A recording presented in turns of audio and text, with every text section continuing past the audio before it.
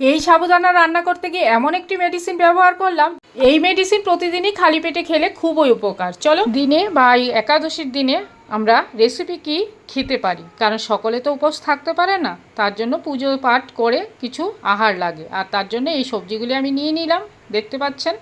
আর এই সবজিগুলি কাটিং করে আজকের একটা সিক্রেট হলুদ ব্যবহার করব, সেটা হলো কাঁচা হলুদ।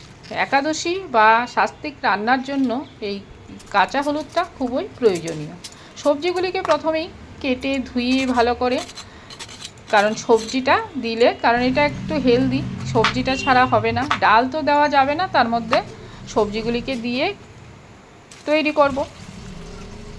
ভালো করে ধুয়ে নিচ্ছি জল দিয়ে। আপনারা এই একাদশীর দিনে বা শিবের রাত্রির পুজো করে আপনারা কি আহার করেন অবশ্যই কমেন্ট সেকশানে জানাতে ভুলবেন না। আর আপনারা এই সাবুর রেসিপিটা কি করে তৈরি করেন সেটাও জানাতে ভুলবেন না।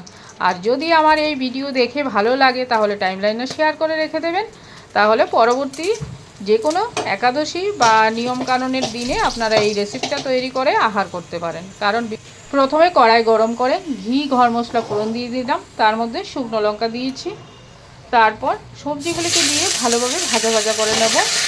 আপনারা চাইলে এখানে জিরের গুঁড়ো, ধনে গুঁড়ো নাও ব্যবহার করতে পারেন, কিন্তু আমি একটু করেছিলাম। এটা যার যার নিয়ম অনুযায়ী সে করে। শুধু কাঁচা হলুদ দিয়ে আর এই যে সবজিগুলি দিয়েই এটা অ্যাকচুয়ালি বানানোর নিয়ম, কিন্তু আমার মনে হয়েছে একটু স্বাদ বাড়ানোর জন্য জিরের গুঁড়ো দিতে হয়, তাই দিলাম। আর কাঁচা হলুদটাও দিয়ে দিলাম।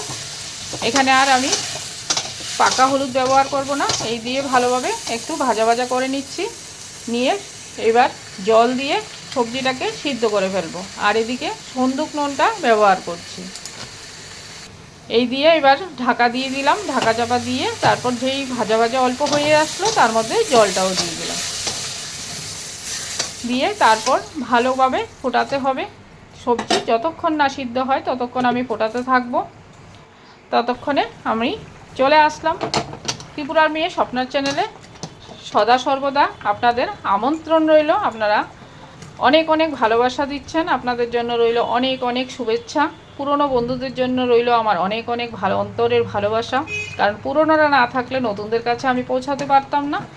আর নতুন নতুন বন্ধুদের অনেক আগমন হয়েছে, তাদের অনেক অনেক ধন্যবাদ। এইভাবে পাশে থেকো। এই ভিডিও ভালোভাবে প্রেজেন্টেশন কি করে করব তোমাদের কাছে প্রতিনিয়তই আমি শিখে চলছি। শেখার কোনো শেষ নেই, শেখার কোনো বয়স নেই, তাই আজও শিখে চলছি।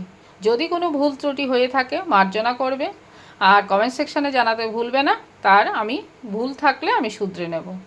দেখো রেসিপিটা এই হয়ে গেল। আমি সাবুদানাটাকে জল পরিমাণ মতো দিয়ে ভিজিয়ে রেখে দিয়েছিলাম, কারণ খুব বেশি জল দেওয়া যায় না। রেডি আমার সাবুদানা খিচুড়ি। ভালো লাগলে শেয়ার করো।